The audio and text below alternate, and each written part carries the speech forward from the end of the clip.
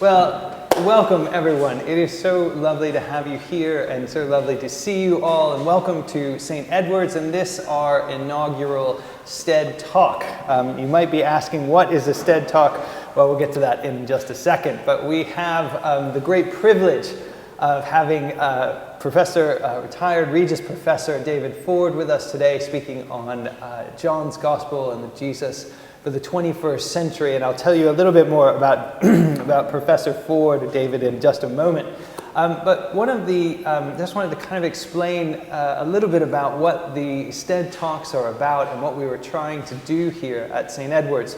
My name's Mark Scarlata. I'm the Vicar Chaplain here. I'm also a lecturer in Old Testament at St. Mellitus College in London, and I'm joined by my associate priest, Matthias Grebe, who also did his PhD here, actually with David, and is now finishing his postdoc in Germany. But we have a heart and a passion to see theology come back to the heart of the church. We want to see lively and engaging academic study coming out of a prayerful and vigorous faith in the life of the church. And so we've had centuries of this in our past. In our modern age, we've moved to the age of the university, and I think somehow there's been a disconnect there. And oftentimes we think of church as separate from academic theology. But what we want to do here is try to bring the two together again. And hopefully that will inspire some of you, whether you're in studying theology or whether you're studying physics or English literature, whatever it is. But that's what we hope to achieve. So what is a StED talk? Well, it's not a kind of typical Cambridge academic paper, as great as those are, but it's not quite a TED talk, which is maybe a slightly surface level introduction. But we hope that we are going to strike the balance in between and try to have an engaging kind of academic theological discussion, but that is also engages us in our faith and in our practice. The other thing that we're doing here at St. Edward's is during the week we have called a scriptorium, and so up in the choir, in our bell tower, we have desks for scholars to come and study during the week and pray and enter into kind of committing a time of study and prayer and fellowship each day during the week to commit our studies to God. So these are some of the things that we're trying to do here at St. Edward's, and out of that actually is coming another discussion group, and this is more on the doctrine of the church. And I'll just ask Dorota to raise her hand. Dorota is the one who is going to organize this. This will be on Fridays, and they're looking at kind of every other week, Dorota? Every other week, looking at a specific topic of doctrine. Many of you might be doing your PhDs, but maybe haven't, in different disciplines, haven't had kind of basic doctrine. This would be a place and a time to discuss those things. So, on to our speaker today. And David has become a wonderful friend over the past couple of years. He and his wife, Debbie, live here in Cambridge over in Newnham. David has not only had an amazing academic career, I won't talk about all of his publications and all of his work, but he has also been very passionate about ecumenical dialogue. David founded the Interfaith program at the Divinity faculty, as well as co-founded the Scriptural Reasoning, and has done an amazing amount of work and continues to do that work even today. But what also surprised me about David, until I had learned this later on, was that he was also the founder of a large community called Lynn's House in Cambridge. This is a community for those with mental disabilities, and I've gotten a little bit involved in that and have loved to watch he and Debbie in their ministry there together today, or their ministry there. And so I'm so glad that David is speaking to us today, because he really emulates so much of what we want to do here at St. Edward's, to be thorough academics in our fields of study, but also be rigorous in our life of faith and prayer. And so without further ado, invite up David to speak to us today on the Gospel of John. think you should. Is this on? Yep, that's on. You're good. Perfect.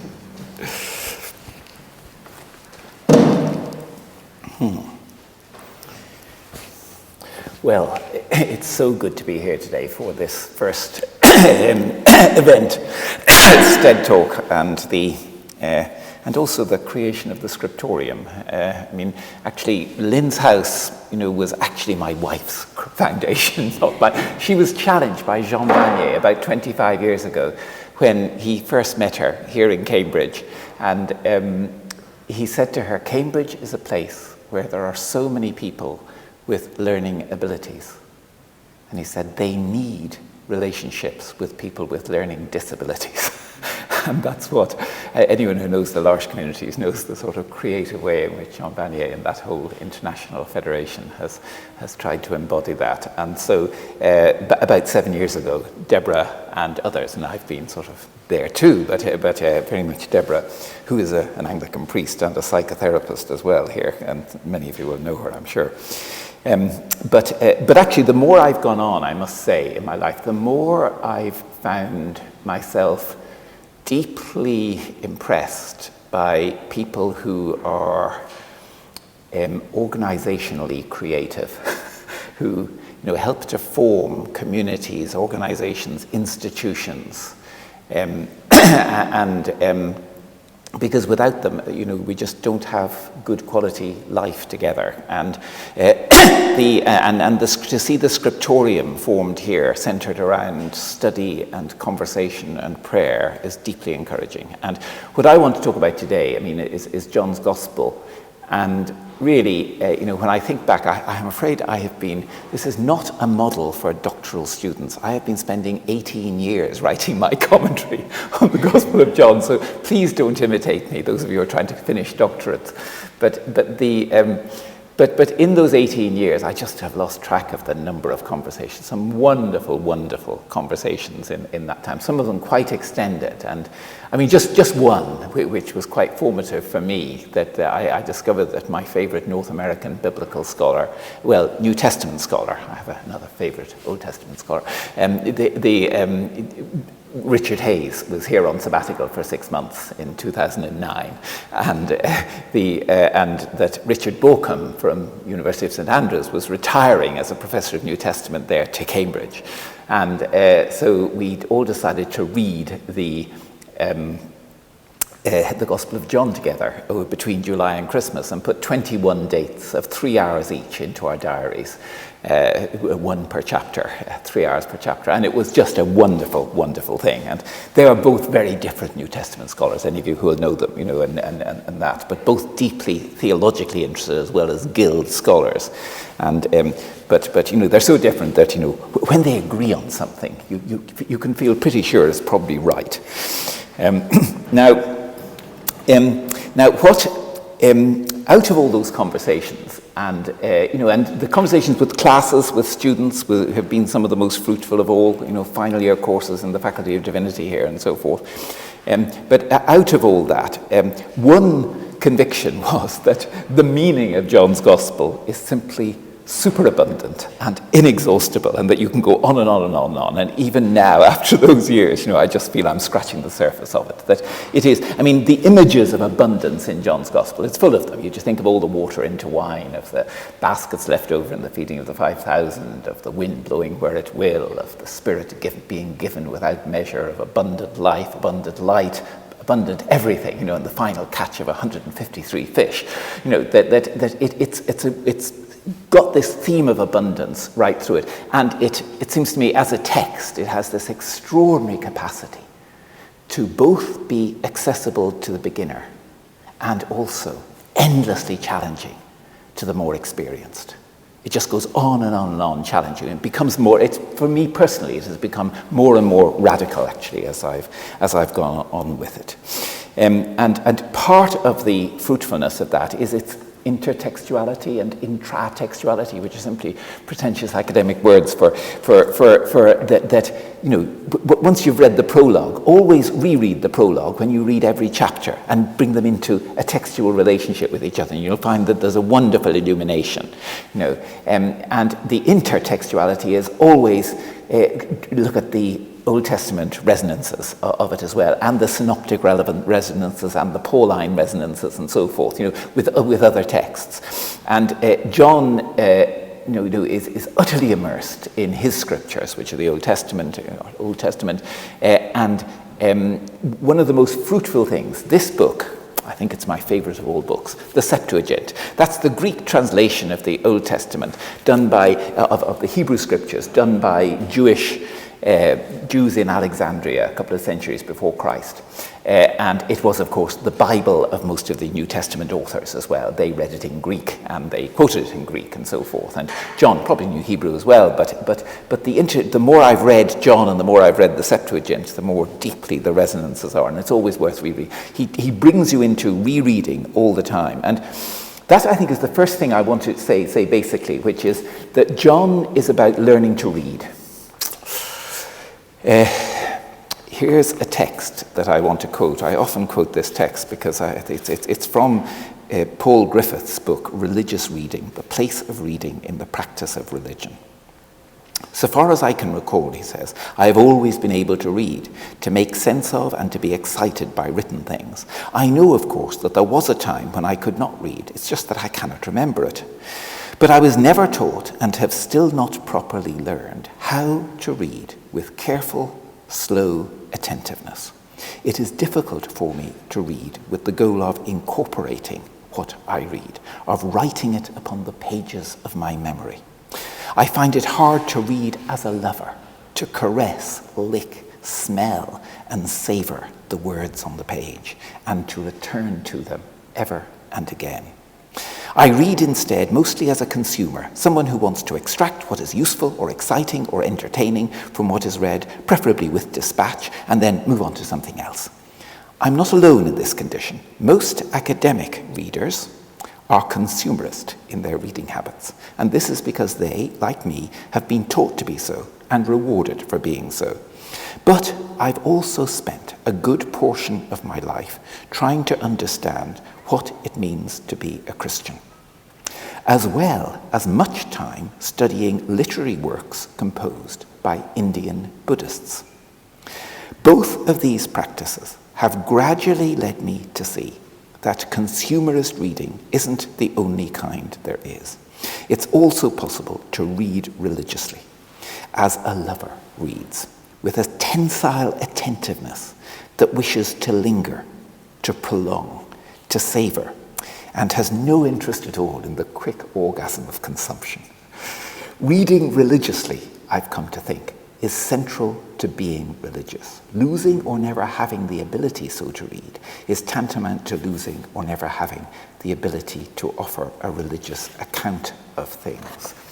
Now, I suppose if I have one just aim today, it is simply to encourage the practice of that sort of reading. It seems to me that it's absolutely at the heart of what John's Gospel is trying to teach us to read. He teaches you to read his text by the way he reads the Old Testament texts and the synoptic texts actually too.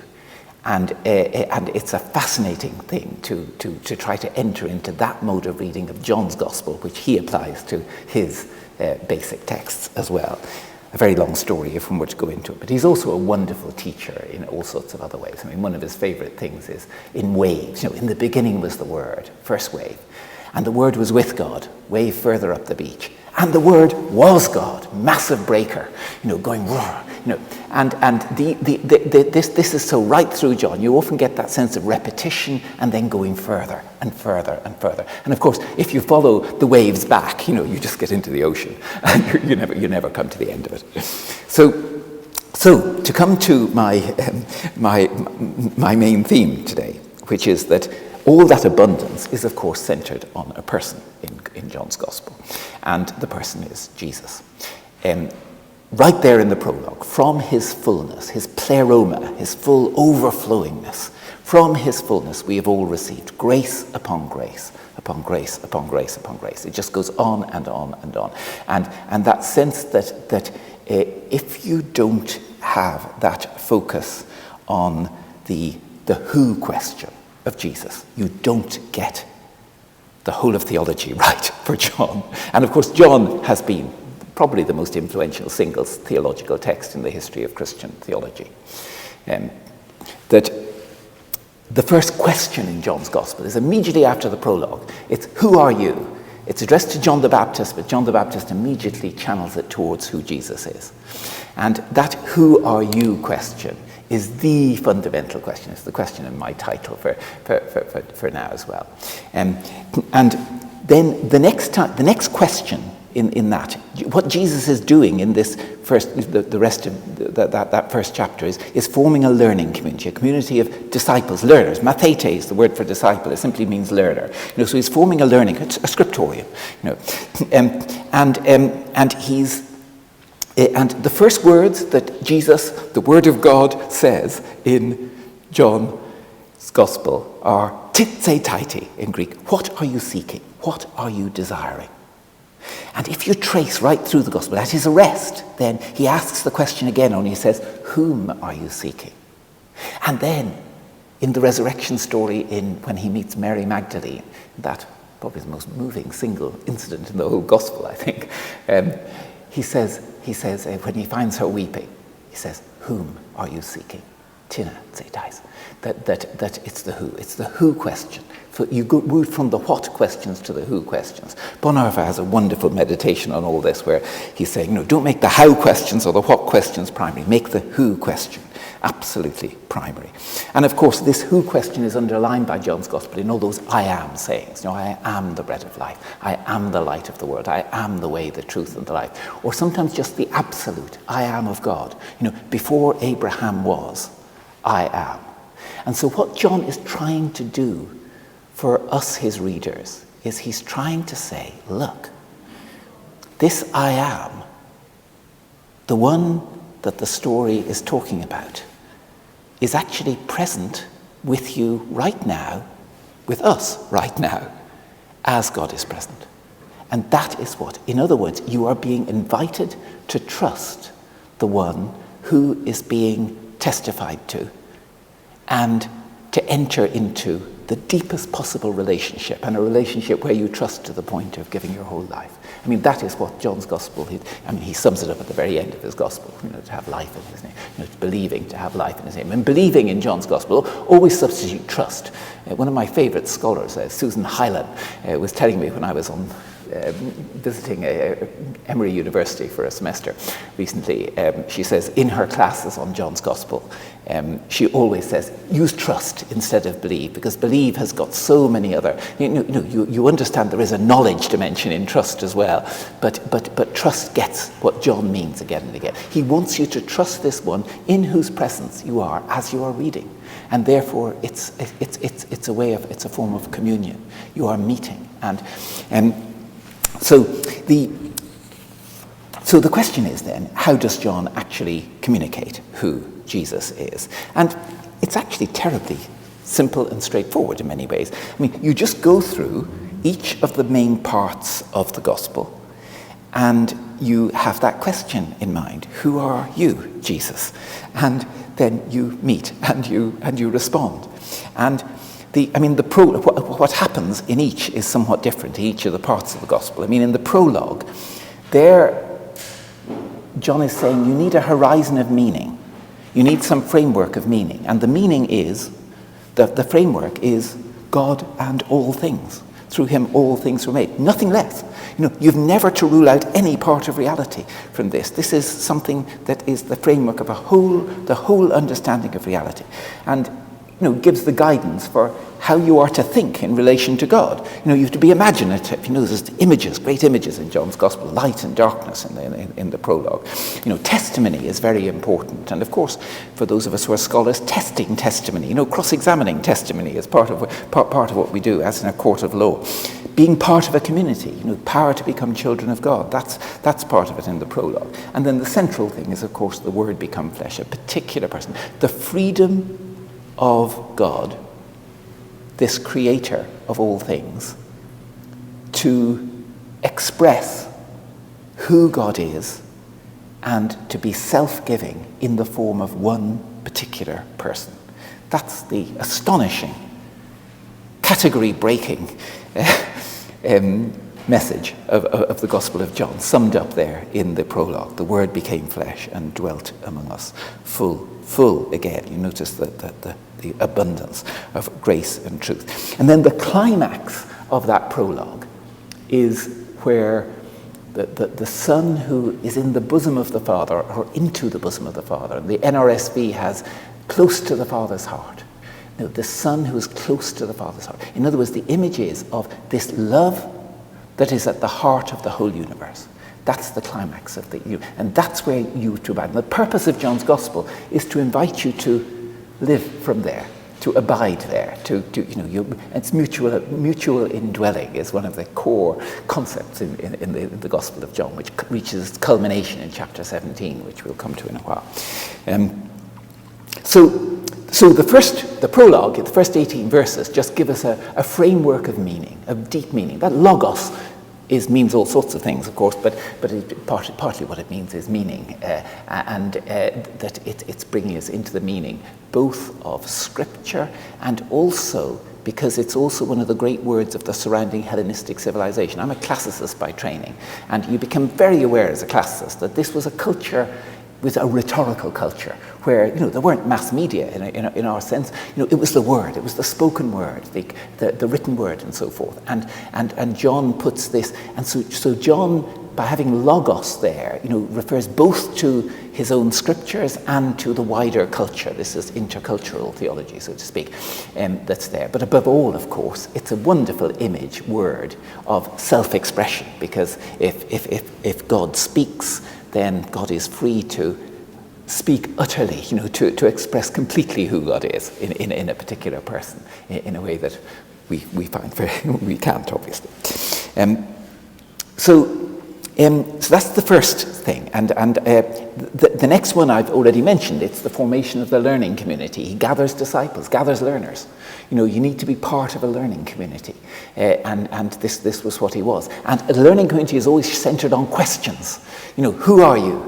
What are you seeking? What are you desiring? The whole of Gospel of John is an education of desire. And then immediately afterwards, the first disciples answer with a question, Rabbi, where are you staying? Where are you abiding? Now the reader already knows that he's abiding in the bosom of the Father, close to the Father's heart. But the rest of the Gospel is an unfolding of that sort of question of where do you abide? Where do you really root yourself? Where are you identified? And the culmination, of course, is at the later in the Gospel.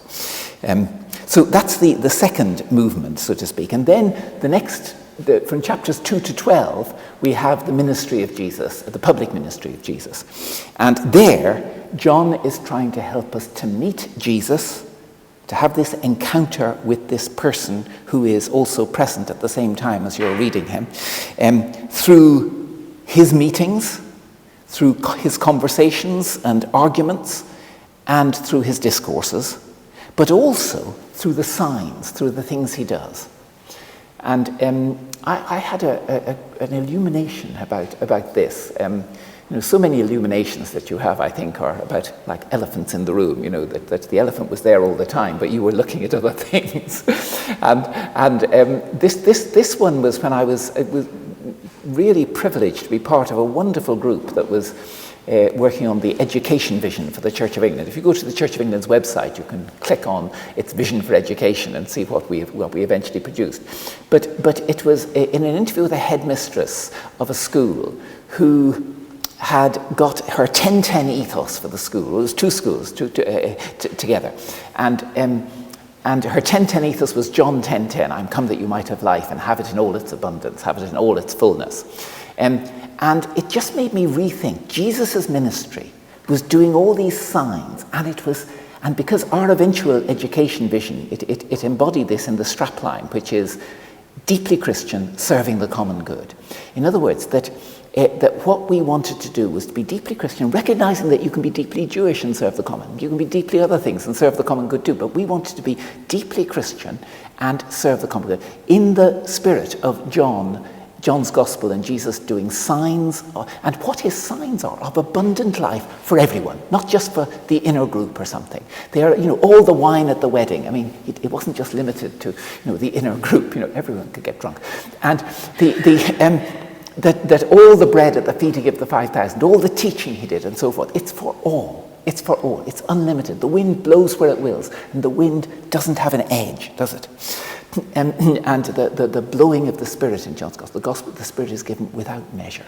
And it's very radical, that. No neat packages in John's Gospel. His superabundance is always overflowing the neat packages that doctrinal theologians especially have endlessly tried to capture him in, and all those doctrinal scholars. But John, the images of flowing water, of wind blowing and so forth, that they just resist that sort of neat capture, the neat packages that are actually, sadly, the currency of so much faith in our world. Sometimes it's almost identified with those. So one has those 12, up to chapter 12, and then comes, how can you ever do justice to the farewell discourses from John 13 to 17, that they are just absolutely amazing. I'm just going to have one big thought about this. And it comes from Jean Vanier, actually, and his wonderful commentary on the Gospel of John, drawn into the Gospel of John drawn into the mystery of Jesus through the Gospel of John. And he sees it as there's three waves, if you like. That's my word. But 3 waves through the farewell discourses. The first is loving service, that you wash feet. Jesus washes his disciples' feet. And he attaches more imperatives to that than to anything else in the gospel. You see that he frames it. It's the most important evening of Jesus' life, the night before he died. And having loved his own, he loved them to the end. The first thing he does is wash feet. Everything is given into his hands. What does he do with the hands? He washes feet, and so forth. And then he says, this is to be an example to you, to do as I have done. In other words, you have to endlessly improvise on this sort of loving service, humble loving service. And leadership in particular is about this sort of, is to be in this spirit. And then it leads directly into the first love command, love one another as I have loved you. And then the next wave is in chapter 15, when he talks about greater love has no one than to lay down their life for their friends. And it describes his disciples no longer as servants, but friends. It doesn't do away with the foot washing, but it has this fundamental category of love in friendship and utter mutuality. And then what Vanier calls the summit of love comes in chapter 17, when Jesus prays this long prayer. When I was studying this with Richard Hayes and Richard Bochum, when we got to that, I was really struck. I thought that I'd never had before, that this is a midrash on the Lord's Prayer. It's an improvisation on the Lord's Prayer, chapter 17 of John's Gospel, this prayer. And once you read it like that, you just have a completely different way of praying the Lord's Prayer, I think. Do it, try it. It's an extraordinary, pray the Lord's Prayer in the light of John 17. but this extraordinary prayer of John 17, which culminates, it's beyond friendship. It's a union. It's participation. It's a union as within God. It's a union of love. It's a union of truth. It's an extraordinary mutual indwelling. I think probably the most, for me, the climax of the theology of the Gospel of John is in those 5, and it's worth reading. I ask not only on behalf of these, but also on behalf of those who will believe in me through their word, that they may all be one. As you, Father, are in me, and I am in you, may they also be in us, so that the world may believe that you have sent me. The glory that you have given me, I have given them, so that they may be one as we are one. The biggest theological words in John's Gospel are probably in and as. I in them and you in me, that they may become completely one, so that the world may know that you have sent me and have loved them, even as you have loved me. Father, I desire, here's the desire of Jesus, that those also whom you have given me may be with me where I am, to see my glory, which you have given me because you loved me before the foundation of the world. Righteous Father, the world does not know you, but I know you. And these know that you have sent me. I made your name known to them, and I will make it known, so that the love with which you have loved me may be in them, and I in them. I was reading a very remarkable commentary by Margaret Daly-Denton in the Earth Bible commentary series called Supposing Him to be the Gardener. It's a wonderful book, and it reads the whole of John's Gospel in relation to, the environmental crisis and things, and this is the one through whom all things were made. And it's a fascinating way to read the Gospel of John. But when I came to that, again, it was one of those elephant in the room insights that you should have had years ago, which was this sense that complete oneness with each other, with Jesus, as Jesus has with the Father, that if you are that complete unity in love is also with the one through whom all things were created. And so therefore, of course, it includes the whole environment, the whole of creation, and the passion for a peace, shalom, a peace that embraces the whole of creation, which is, of course, growing. It's the first time in history, isn't it, that we've had a global problem like this, which we need to respond to. And, you think of the Pope's Laudato Si and so forth, but so much else. But it seems to me the deep theological rationale for our utter commitment to the flourishing of the whole of creation, animate and inanimate, is right here in this vision of unity, where the one through whom all things were made is to be in unity with us, and it's for the sake of the whole world as well. The overflow has to be there for the sake of the whole world. And then there's chapters 18 and 19, the crucifixion. Where do you begin on this too? I'm just going to have one big thought on this, which is Jean Vanier. When Jean Vanier received the Templeton Prize a few years ago, Deborah, my wife, and I were invited down to London for one of the celebrations, and I happened to be writing something on chapter 19 at the time, so I went up to him and asked him, now, what are your current thoughts on chapter 19 of John's Gospel? And Jean, as his custom was, he gripped my arm, and that sort of ancient mariner feel, and he said, in chapter 19 of John, Jesus is humiliated. He's scourged, flogged, a crown of thorns, mocked, stripped, and nailed to the cross. And people in our L'Arche communities, they said, people with severe learning disabilities, have also been usually humiliated. They're embarrassing to people. They haven't got the usual sort of life in terms of education and jobs and relationships and so forth. And he said, and what does Jesus do from that point of maximum humiliation? He founds a community.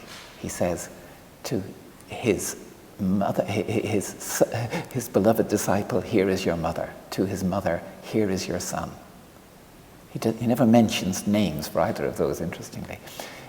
But he creates a new community centered on this one who is suffering humiliation and death for love.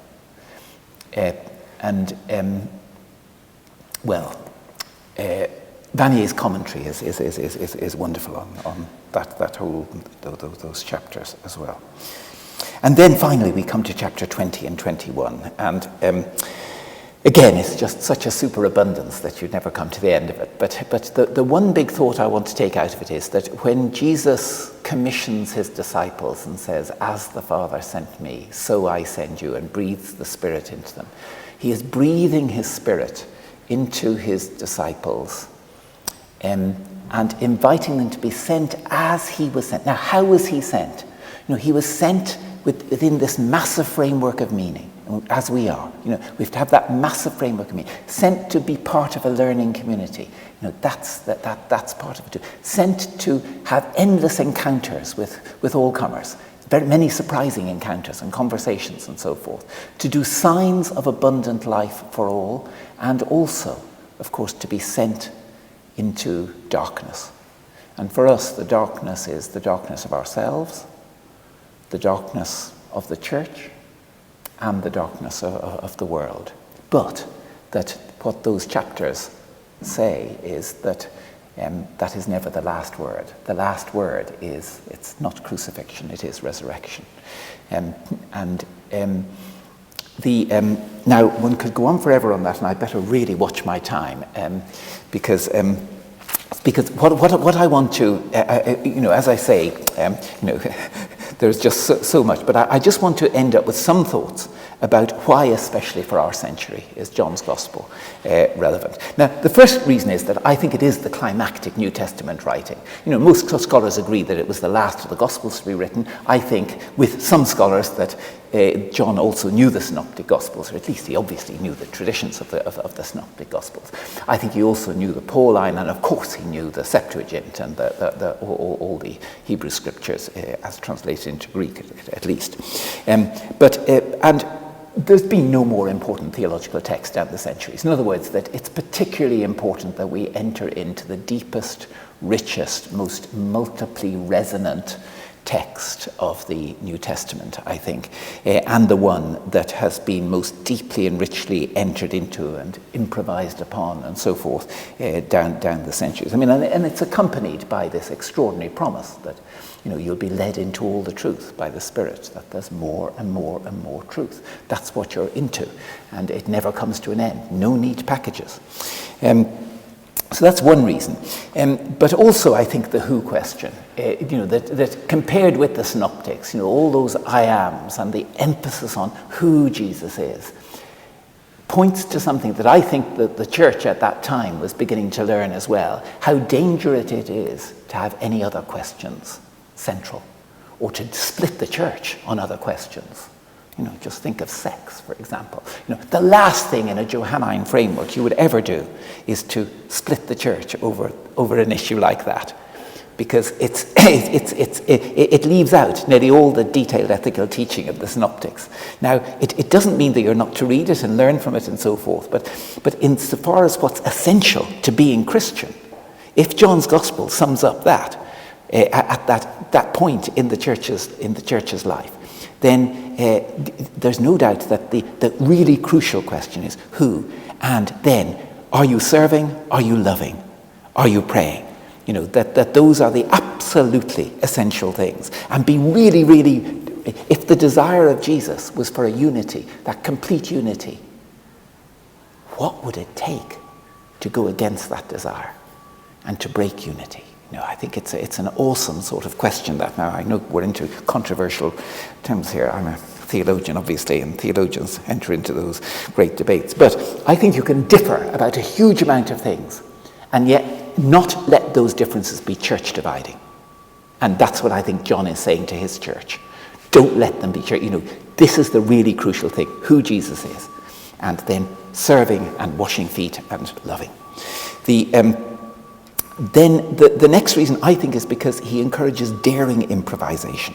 The Holy Spirit, he says, you'll do greater things than I've done in the farewell discourses. You'll be led into all the truth. There'll be more truth, more things to do and so forth. But you need to be daring and imaginative and to be sent as Jesus was doing. Jesus endlessly sprung surprises. We've to spring surprises endlessly as well in how we follow in this way. But I think the climactic reason is probably that one that I mentioned in relation to chapter 17, that it has this vision of a unity, a God-centered unity, utterly hospitable, of love, peace, which embraces the whole of creation as well, and invites us to enter deeper and deeper into that and to live it together in community for the sake of the whole world, and to do signs of abundant life for all. And that, it seems to me, is exactly what the Christian church, at heart needs to do for the 21st century. And just a final little word. I mean, I brought along a book here that while I was writing, I have been trying to write my commentary on John over the last 18 years. My dear friend, the poet Micheál O'Shiel, was writing the 5 quintets. And it was absolutely fascinating. I'm his first reader of all his poetry, have been for the last 50 years. And he's my first reader for all my theology. And so we were swapping things all the time. And to do it alongside this, which is a sort of Dantean framework of 5 long poems on each of 5 themes: the arts, economics, politics, the sciences, and theology and philosophy, as they go from early modernity up to now and into the 21st century and looking beyond. To do that in company with trying to write on John is, for me, was a wonderful vindication of how deeply, deeply relevant John is to our 21st century.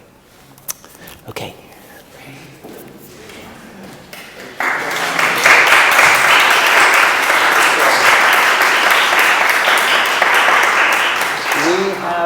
Got some time for questions and answers, and so or some Q&A. And so what we're going to do is I'll just move this off to the side, and then we will sit up here. And Matthias has a microphone just for recording. So we're trying to record all this. So if you have a question, just Matthias will pop by with the microphone. But let me let's get us started here.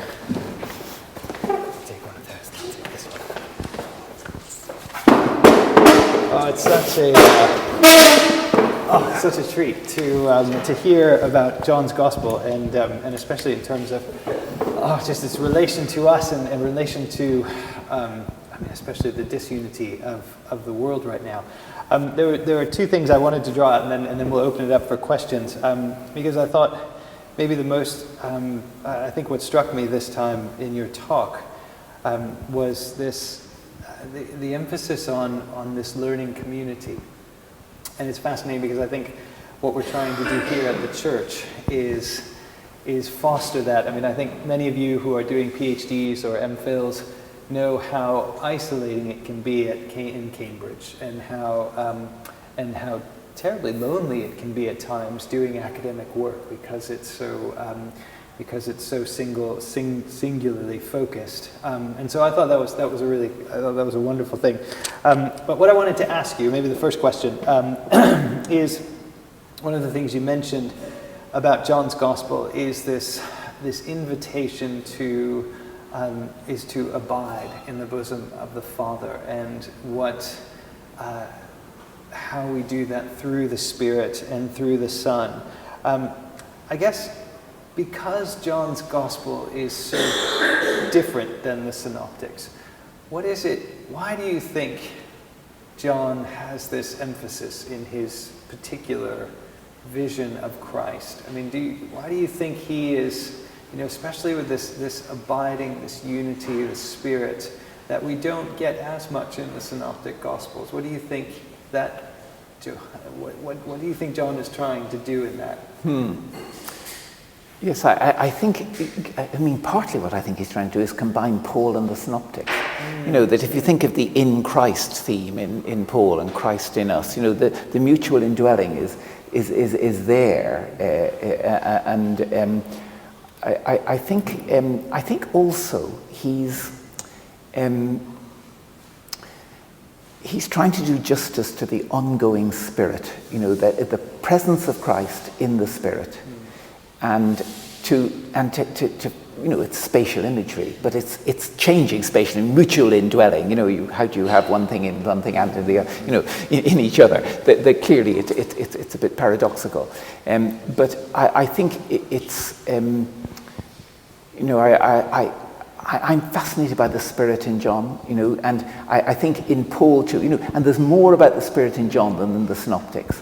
In other words, he really wants to, decades later, so to speak, having lived the Christian life in community.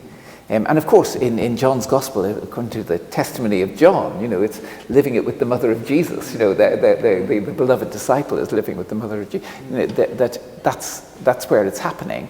And that breathing of the Spirit is not a one-off.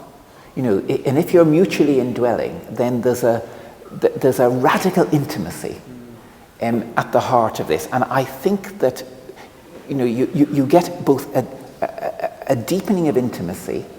The synoptics are wonderful, all those pericopes and that. But in John's Gospel, you get both a deepening of intimacy and a widening of framework. You think of the framework of the prologue and of chapter 17. And that's the sort of thing that happens as thinking and living go together over time in a community. And, and I think also it's very interesting, the early church, if you see the way they, what did they focus on? Christology was the massive thing, who Jesus is, was the massive thing up to Nicaea and Chalcedon. In other words, the wisdom of the early church was that, yes, it is absolutely right to concentrate on who Jesus is. That's the thing that is church uniting, rather than church dividing. There were all sorts of other differences they had. But I think the abiding, Vanier says that, he thinks that abide, menein, is the most important word in the gospel. Yeah. Oh, great. Questions from you all? Is anybody? Oh, we've got one right here. Yes.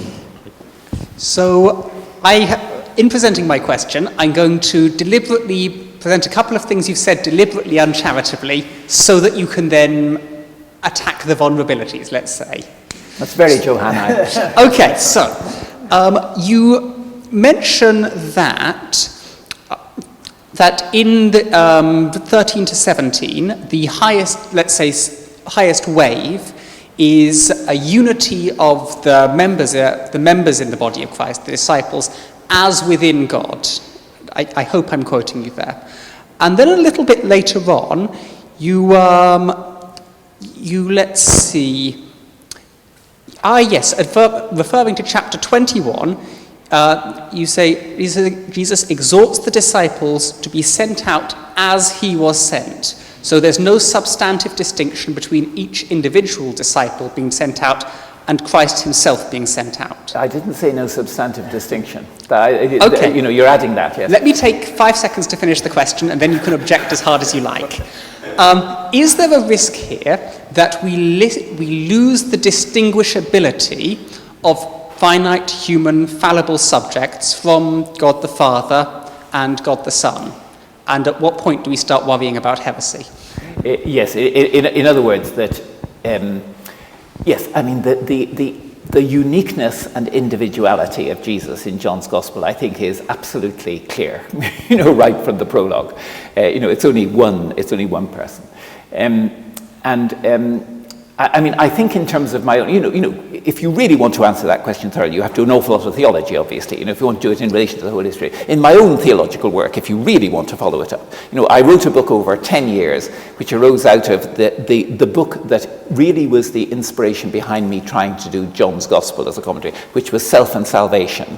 And in Self and Salvation, that grew out of doing a commentary, a book on 2 Corinthians with Frances Young. She and I spent 5 years working on that one short letter. And right at the heart of it was the text in 2 Corinthians, the God who said, light shine in darkness, has shone in our hearts to give the light of the knowledge of the glory of God in the face of Christ. Now, that face-to-face was absolutely at the center of that. And then my next 10 years was spent writing a book called Christian Wisdom, Desiring God and Learning in Love, where I was getting into John's Gospel. And but by the time I got into that, I realized that it needed to have a whole commentary on John's Gospel. You couldn't just do it like that. Now, those two dynamics of face-to-face, and the face is utterly unique. It's not. You don't merge faces, so to speak. Each face is utterly individual, and the face, the light of the knowledge of the glory of God in the face of Christ is absolutely unique. And Self and Salvation is my exposition theologically of the significance of that. But in order to do justice to participation, And that I think you absolutely do need to do justice to the sort of things that, well, I was beginning to talk about in Christian wisdom, and which comes to a culmination in John's Gospel in chapter 17. Now, there's a huge amount of contemporary theology about participation, as you probably know, and how to get those together. I think that balance of participation, John's Gospel tries to get it in this utterly distinctive encounters all the way through chapters 2 to 12, and then the distinctive death, and then the distinctive resurrection. My goodness, you can't get more distinctive than all that. But then tries to get the participation in this, in the whole way that the farewell discourses asks us to understand the Spirit. And an awful lot of this comes down to understanding the Spirit. And the best book about this, might I say, is just been written in Cambridge. I had the great privilege of reading Simeon Zal's book on Christian experience and the Holy Spirit. Or The Holy Spirit and Christian Experience, I think it's called, which is going to be published by Oxford University Press, I presume next year. It's been submitted. And he really seems to me to get beautifully that balance of the encounter with a unique person and mutual participation, mutual indwelling, without, in other words, what you were worried about, quite rightly worried about, because I think some theologies do that, a sort of merging and loss of identity, loss of distinctiveness. That's a very long answer to your question, and but the theology is even longer. That's a good question. Do we have another question? Someone from the back. No? I see a hand go up. Come on, we have time. I know you're all hungry and waiting for lunch, but there is time for another question. Matthias. I have a question about Christ's agency in creation. You talked about the Gospel of John helping us to see that John is trying to make our framework, to enlarge our framework, to think about, not just about ourselves, I guess, but about the whole of the cosmos.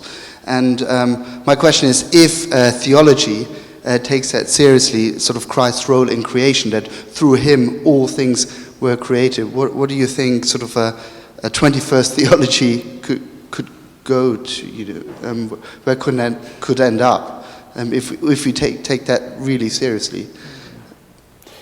I mean, I'm reading a wonderful book at the moment by the theologian Norman Wierzba, Wirzba, who's in Duke University, called Way of Love.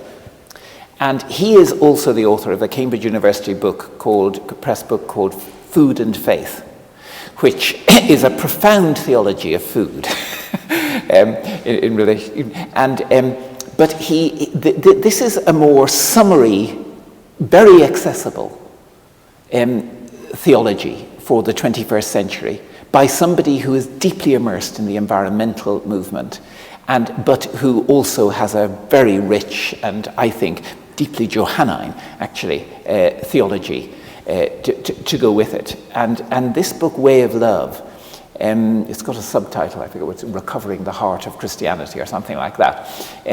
It seems to me to get that, but you have to do it in that thorough way, it seems to me. It's not well, I mean, his isn't a huge systematic theology or anything, but he does do it. I mean, the commentary that I have found most stimulating in relation to that is Margaret Daly Denton's, her Earth Bible commentary, supposing him to be the gardener, where she consistently meditates on John with, and there's practical things at the end of each chapter where she applies it to the current environmental crisis in various ways and what we might actually be led to do through it. But I suppose the big statement that has had most publicity, quite deservedly, is the Pope Francis's Laudato Si, which is a wonderful document, actually. Those of you, I don't know how many people have read it here, but it's available online. Just go online, Pope Francis Laudato Si, and when one gets this, clearly as a theologian, one always has questions to ask about anything. One's never completely satisfied, but it really is a powerful call to all Christians and all people, actually, because it goes much wider than the church in its appeal, and I think it really exemplifies this for our age in a very convincing and highly relevant way. Could we thank David for being with us once more, and it's wonderful to